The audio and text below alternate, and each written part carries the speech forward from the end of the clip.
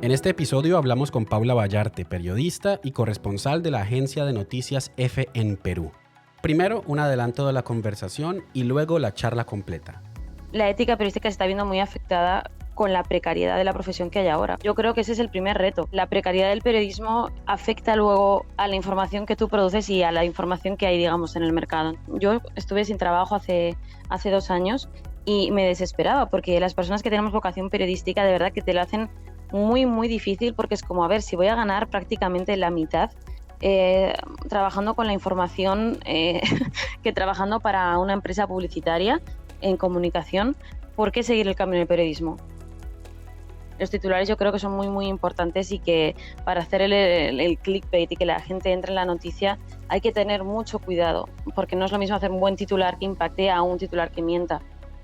Cuanto más estemos de acuerdo con la causa que estamos defendiendo, más cuidado tenemos que tener, porque si nos posicionamos ya ese artículo pierde valor. No tenemos que tener miedo a decir si nos hemos equivocado, porque si tenemos miedo a decirlo no lo vamos a decir, la mentira o el error se va a quedar ahí, que es muchísimo peor. Al principio sí que es muy difícil ser corresponsal, llegar a un país y de repente pues tener que escribir sobre cosas de las que no tienes ni idea. Hacer el esfuerzo de entenderlo, de estudiar, de leer muchísimo, de hablar con muchísima gente para sentirte un poco con la legitimidad de escribir, ¿no? de ese país. Es un camino un poco largo al principio, pero que luego se llega. Muchas universidades están ancladas en el periodismo de cuando había dinero, que se dice, ¿no? Y no te enseñan herramientas como freelance, no te enseñan que no vas a trabajar seguramente en una radio en cuanto salgas de la facultad. Hablemos de ética periodística. Presenta Camilo Montoya Yepes.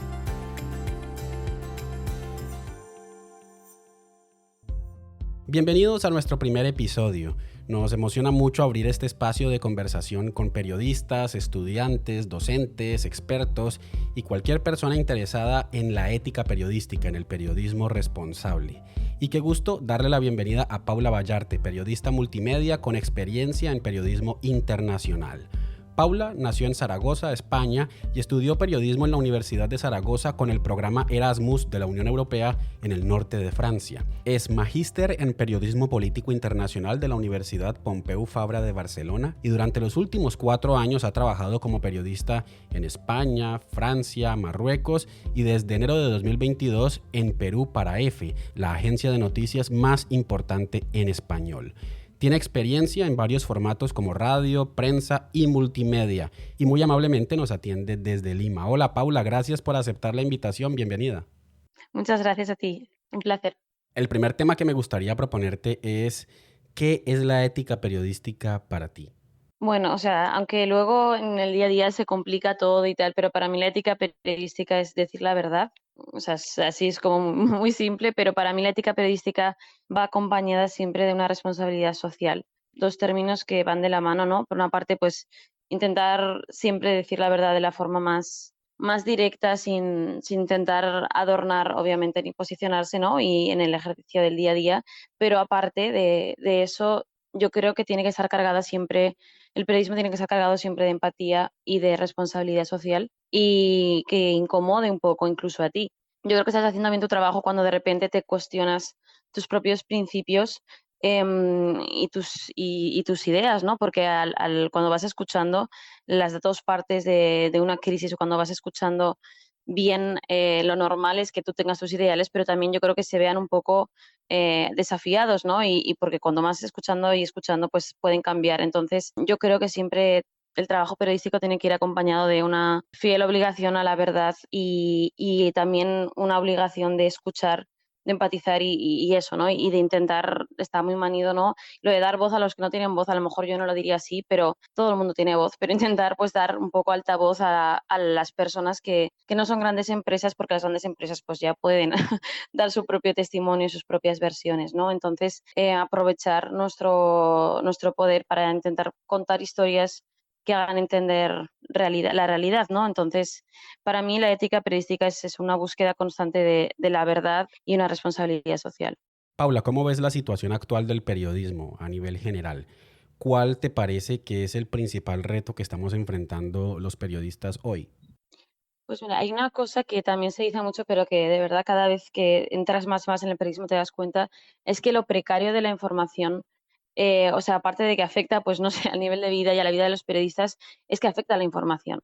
Entonces, la precariedad del periodismo, que mucha gente pues no se imagina, a lo mejor que está en el sector, em, afecta luego a la información que tú produces y a la información que hay, digamos, en el mercado. Entonces, cuando tú eres un reportero o una reportera freelance, tú tienes que cobrar el artículo y el medio te va a pedir siempre un titular que sea llamativo, te va a pedir siempre eh, una posición a lo mejor un poco más marcada, entonces yo creo que la ética periodística se está viendo muy afectada con la precariedad de la profesión que hay ahora. O sea, aparte de la desinformación, las redes y todo, que también son retos muy fuertes, pero de verdad yo creo que la precariedad y lo mal pagado que está diciéndolo claramente y lo inestable que es y lo aspiracional que parece encontrar un puesto de periodista, porque lo es, luego afecta a la información que producimos. Entonces, em, yo creo que de verdad, si la situación mejorara,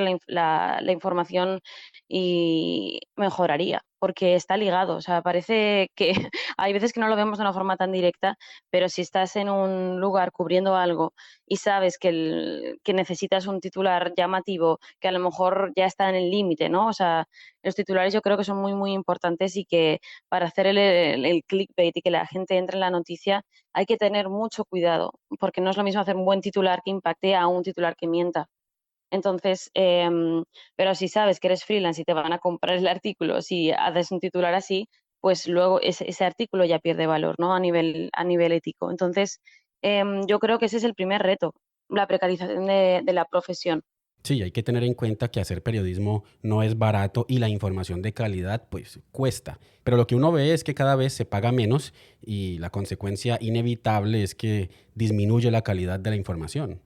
Claro, o sea, el precio cada vez, es que yo diría que cada vez es menor. Entonces, la gente no es consciente que los reporteros freelance a lo mejor se van a hacer un reportaje que cuesta coordinar horas con diferentes fuentes, que tiene que quedar con una fuente, tiene que quedar con otra, luego ir al terreno, sea cual sea, toda esa coordinación, todo ese trabajo, luego transcribirlo, luego redactarlo, y a lo mejor se paga por $50, ¿no? Entonces es porque, ¿por qué? O sea, ¿por qué un artículo que con varias fuentes, que es un esfuerzo monumental, ¿por qué se paga menos que cualquier artículo publicitario? Que eso es a mí lo que yo estuve sin trabajo hace 2 años y me desesperaba porque las personas que tenemos vocación periodística de verdad que te lo hacen muy, muy difícil porque es como, a ver, si voy a ganar prácticamente la mitad eh, trabajando con la información que trabajando para una empresa publicitaria en comunicación, ¿por qué seguir el camino del periodismo? O sea, es que es muy complicado y hay veces que se te quitan todas las ganas de seguir en la profesión.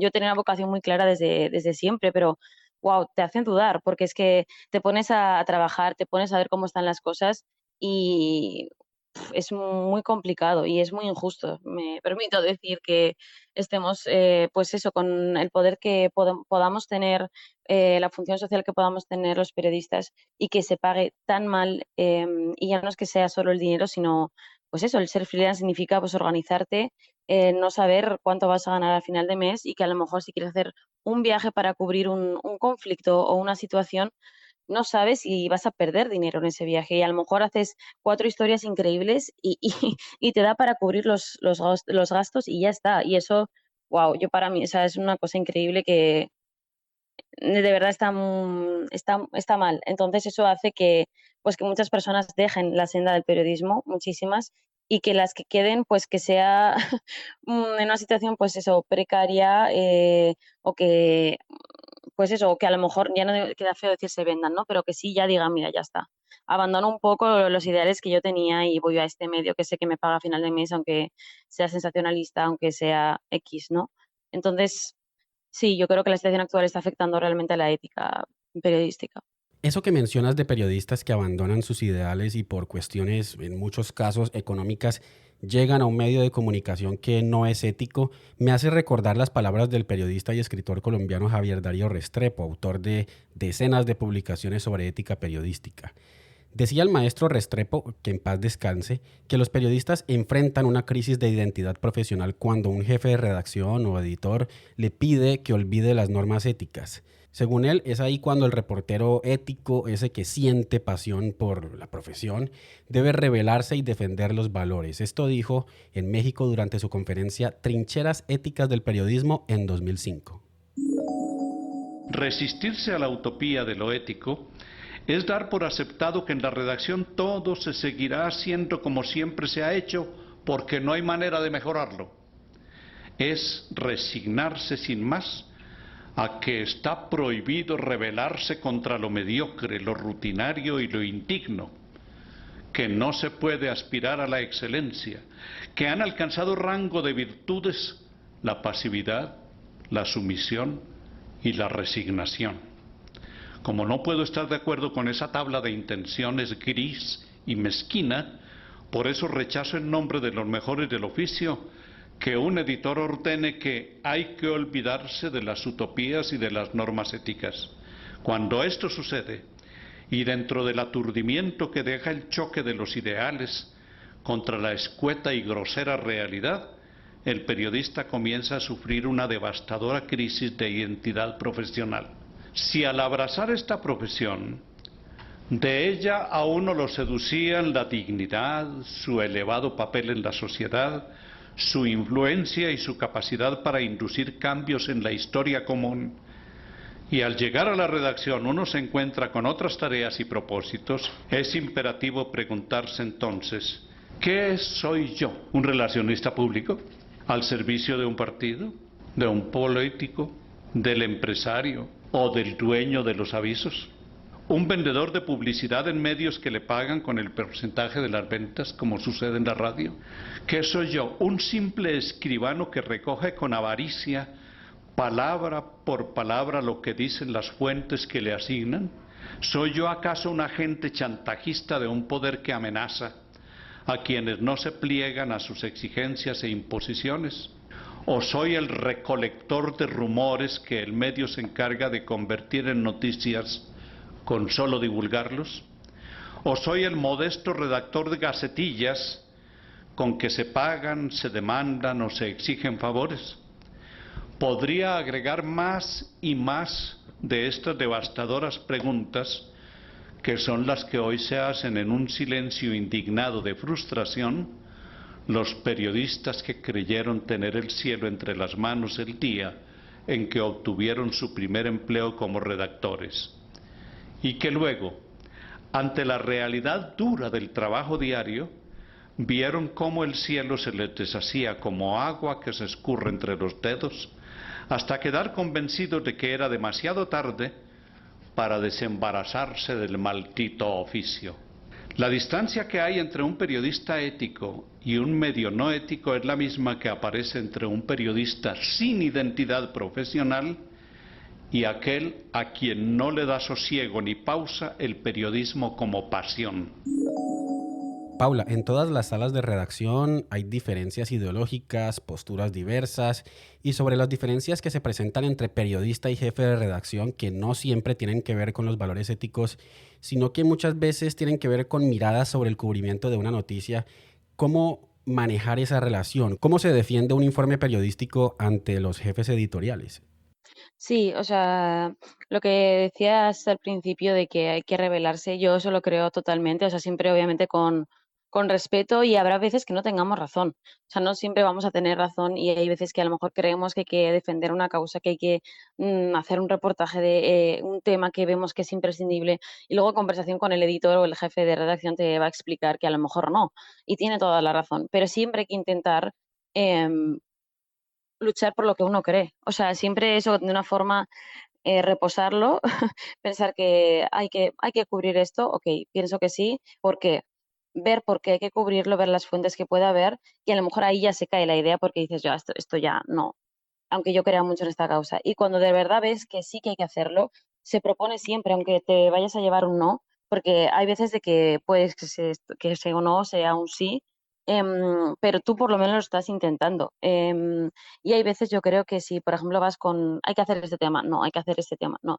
Hay un momento que a lo mejor el editor o el jefe de redacción también se plantea, oye, pues a lo mejor sí, ¿no? O sea, y según cómo lo defiendas, es muy importante mantenerse en esa insistencia y ser un poco pesados de decir, aunque sepas que te van a decir que no, hay que proponerlo porque también es tu papel. Tu papel, si no es ser jefe, bueno, pues hay veces que tienes que asumir que no puedes decidirlo tú, ¿no? Pero para mí es muy importante, aunque tengas mucha experiencia, aunque lleves 10 15 años en la profesión, es seguir con lo que crees, ¿no? Porque si no llega un momento que si ya te dejas llevar y no luchas por los temas que tú quieres hacer, ya se convierte en una rutina eh, insoportable y aparte que luego afecta, ¿no?, a la calidad de tu trabajo. Entonces yo creo que sí que es muy importante pelear por lo que crees, por los temas que tú crees, sabiendo que es lo que he dicho al principio, que no siempre vas a tener razón.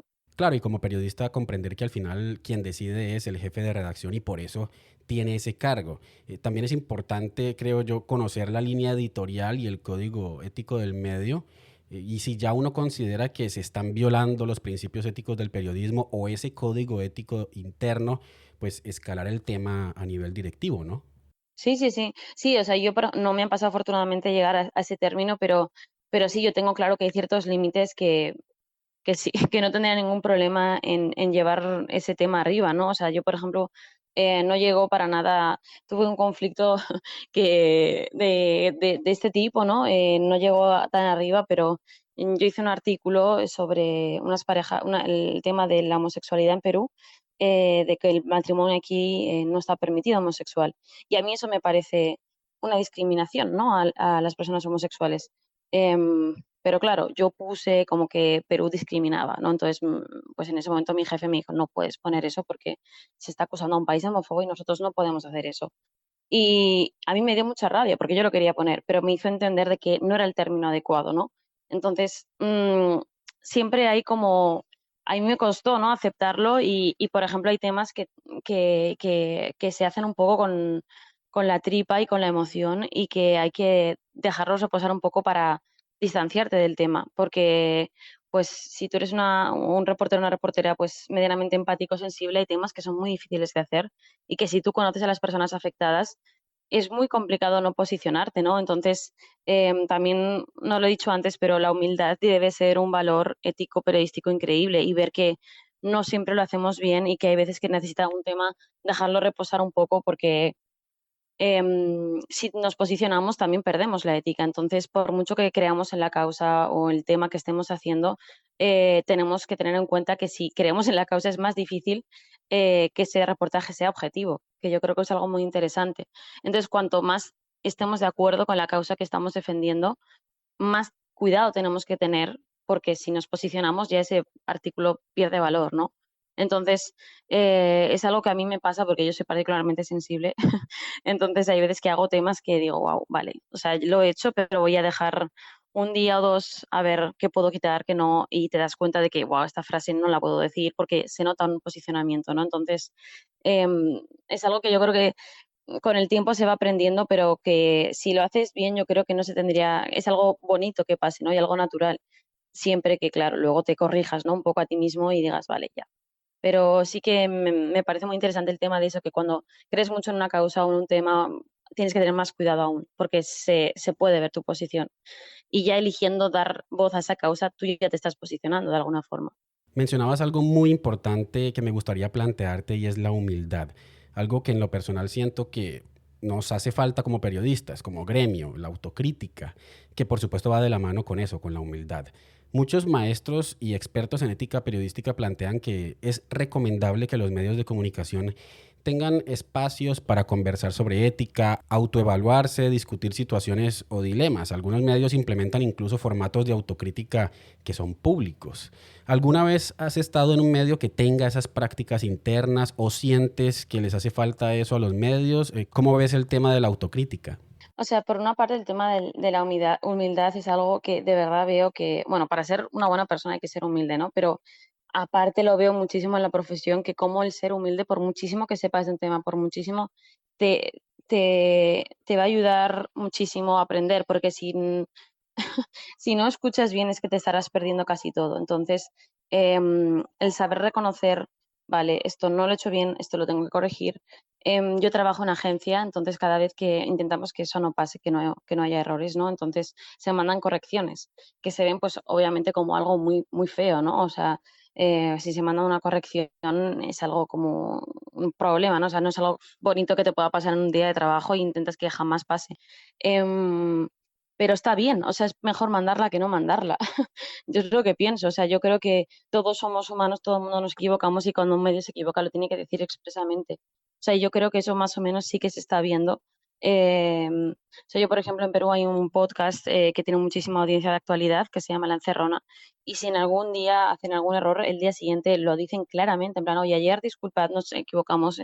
Entonces, yo creo que es algo que es como que no tenemos que tener miedo a decir si nos hemos equivocado porque si tenemos miedo a decirlo no lo vamos a decir, la mentira o el error se va a quedar ahí, que es muchísimo peor. Sí, además que un periodista o un medio de comunicación reconozca sus errores, eso construye confianza y también credibilidad. La gente puede entender que uno como periodista y ser humano pues se equivoque y corrija. Quizás lo que sí resulte incomprensible para muchas personas es que haya un error y no se rectifique. Exacto, o sea, también pasa a nivel humano. O sea, una persona a la que nunca pide perdón, no te fías de esa persona porque no sabe reconocer lo que ha hecho mal, ¿no? Pues un medio lo mismo. O sea, yo creo que los medios en ese sentido no pierden audiencia, sino que la ganan. O sea, es mucho mejor un medio que sepas que corrige, ¿no? Y yo creo que es algo que sí que en este momento, lo que decías antes de pues un poco de fake news, de desinformación, yo creo que eso sería un valor como muy humano que se está perdiendo y que se tendría que poner, ¿no? O sea, de los medios tengan como su sección o en Twitter, pues un tuit al día de si se han equivocado, pues la corrección por ahí, porque eso es un valor humano que apreciamos las personas y que también apreciaríamos como en los medios, yo creo. Paula, ¿alguna vez chocaste ideológicamente con algún jefe o en tu carrera nunca te ha pasado? Esa crisis de identidad que mencionaba el maestro Restrepo de tener que decir, bueno, yo estudié para esto, ¿qué soy? ¿Qué voy a hacer ahora? ¿Has enfrentado alguna situación así? Ideológico no, pero sí que a lo mejor algún mini conflicto de, como lo que te decía antes, de posicionarte a lo mejor demasiado, pero de bajarle un poco, ¿no? Decimos en España, es como bajarle, es como quitarle un poco de intensidad, de adjetivos, para que el mensaje llegue más claro, que suena bien, pero es lo que te decía antes, hay veces que si vas a la casa de alguien, escuchas su historia, pues no te sale ser la persona más objetiva del mundo, ¿no? Entonces, hay veces que mm, a mí me sale, pues a lo mejor apoyar a esa señora que me está contando X o decir, no sé, por ejemplo, ahora con la crisis peruana, tú escuchabas a los manifestantes peruanos que van por las calles de Lima y es que entiendes lo que están diciendo, ¿no? Pero claro, tú tienes que tener siempre la visión objetiva de que no puedes dar voz solo a ellos, ¿no? Entonces, en general no he tenido un choque ideológico fuerte con ningún editor, pero sí que me han dicho a veces, ¿no? En plan, bajarle la intensidad de alguna pieza.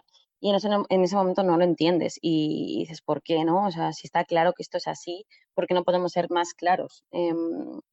Pero luego también entiendes, hay veces que no he estado de acuerdo 100%, pero hay otras veces que también aprendes tú y dices, vale, ya, pues quizás es mejor bajarle un poco de intensidad para que llegue más público, que no desde la primera frase, ¿sabes? Posicionarte de una forma que ya sabes de dónde va a ir el artículo y la persona contraria a esa idea pues no lo va a leer. En cambio, si empiezas de una manera más neutra, pues quizás sí y quizás puede impactar más, ¿no? Entonces, es lo que decía antes de la humildad, de que hay veces que dices, sí, sí, sí, esto hay que decirlo así, así, así.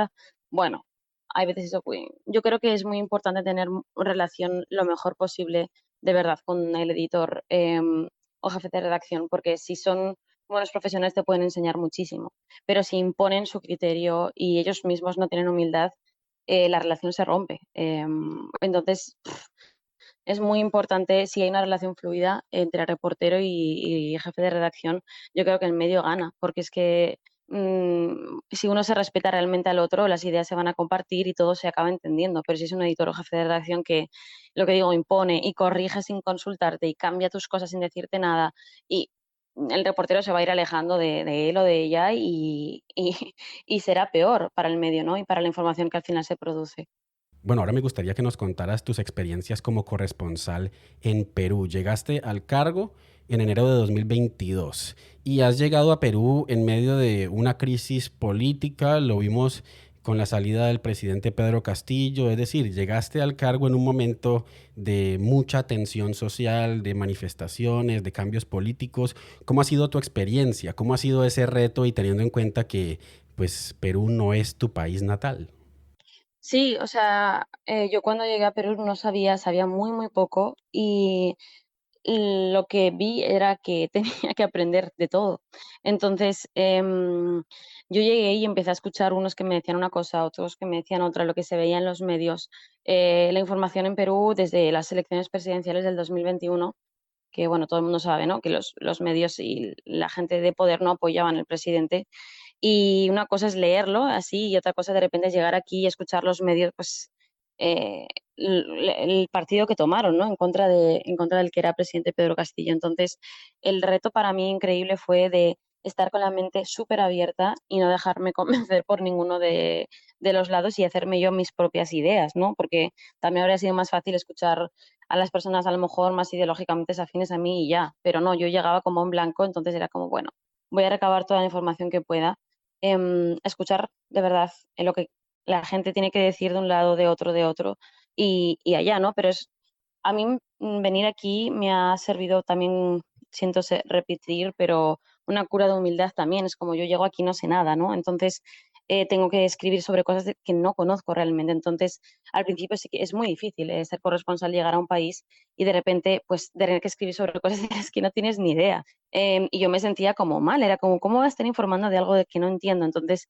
hacer el esfuerzo de entenderlo, de estudiar, de leer muchísimo, de hablar con muchísima gente para sentirte un poco con la legitimidad de escribir, ¿no? De ese país. Y sí, o sea, ha sido muy bonito también, o sea, ha sido muy, muy emocionante pues llegar a un país desde cero y ponerte a aprender un poquito de todo, ¿no? O sea, desde deporte hasta economía, política, historia y ha sido increíble pues eso, llegar de cero y escuchar, estar abierta a escuchar a todo. Y, por ejemplo, ahora en esta última crisis sí que ha sido muy complicado porque las imágenes que llegaban a los medios internacionales eran como de violencia extrema, a ver, ha habido violencia extrema, ¿no? Pero a mí me preguntaban mucho si yo estaba bien y era como, no, es que en Lima está todo bien. Había marchas en el centro y ya está, ¿no? Pero la imagen que se daba era de como que el país estaba en un caos absoluto y que, bueno, pues los de un lado defendían una parte, otras otra, entonces hacer el esfuerzo de contar realmente lo que estaba pasando.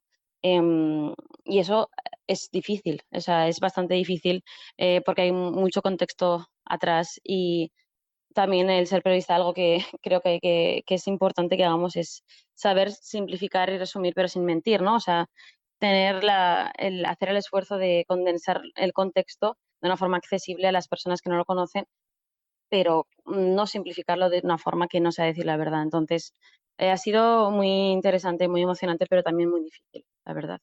Ahora, después de años de ejercicio como corresponsal internacional, ¿cómo te sientes con la profesión? Por ejemplo, ¿qué le dirías a alguien que está estudiando periodismo? Wow. Le diría que tiene que, sinceramente, o sea, ya he tenido esta conversación a veces con estudiantes, que si les gusta mucho, que vayan a por ello, pero que si no lo tienen tan claro, que estén con la mente abierta para irse a otras ramas de la comunicación incluso. O sea, porque te tiene que gustar mucho y tienes que sufrir un poco. Em, yo creo que ahora mismo a nivel práctico les diría que se formasen en periodismo multimedia, a no ser que tengan una clarísima pasión por la radio o por la tele. Si les gusta lo que es la comunicación y el periodismo en general, les diría que intentasen hacer prácticas en radio, en prensa, en tele, o sea, a nivel práctico, ¿no? O sea, para conseguir a lo mejor más oportunidades, que sepan un poco dominar todos los medios, que lean todo lo que puedan. Yo leía muchísimo y en la universidad, pues depende de cómo te la tomes, pues yo, por ejemplo, dejé de leer tanto y luego lo he notado mucho, ¿no? Que lean y que escriban, y que lean y que escriban, porque eso ayuda muchísimo. Y luego, pues que estén abiertos y conscientes de que al principio cuesta y que no se frustren, que es complicado, pero que luego si te gusta y lo haces bien y te esfuerzas y estás abierto a oportunidades, todo llega, ¿no? Pero que sean conscientes de que al principio es duro y que bueno, y que si no pueden, no tienen un trabajo con un medio, pues que piensen qué les gustaría contar, cómo podrían hacer una historia para que un medio la comprara y así ya tienen experiencia en ese medio, pero que estén con eso, con fuerza de que es un camino un poco largo al principio, pero que luego se llega. O sea, les mandaría como eso, como es un mensaje que a mí me faltó. O sea, yo ya sabía que era difícil y tal, pero en la universidad yo creo que muchas universidades están ancladas el periodismo de cuando había dinero, que se dice, ¿no? Y no te enseñan herramientas como freelance, y no te enseñan que, que no vas a trabajar seguramente en una radio en cuanto salgas de la facultad. Entonces, es muy importante que sepan que no es fácil y que al principio, pues que van a tener que hacer lo que he dicho, ¿no? Pero que luego se llega. Y yo creo que es un mensaje que a mí me habría faltado en mi universidad, ¿no? Que te preparan como si hubiera trabajo en cuanto sales de la facultad y ya, y no es así, lamentablemente. Creo yo que son muy buenos consejos para las nuevas generaciones de periodistas. Muchísimas gracias, Paula, por haber aceptado la invitación, por haber hablado de ética periodística. Muchas gracias.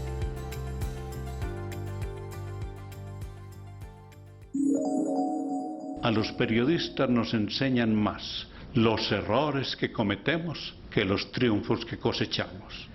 Coinciden la retórica y la expresión de los mejores en afirmar que esta es la más bella de las profesiones. También tendremos que concluir que es la más bella porque es la más exigente y porque en ella no hay cabida ni para la mediocridad, ni para la resignación, ni para la vulgaridad.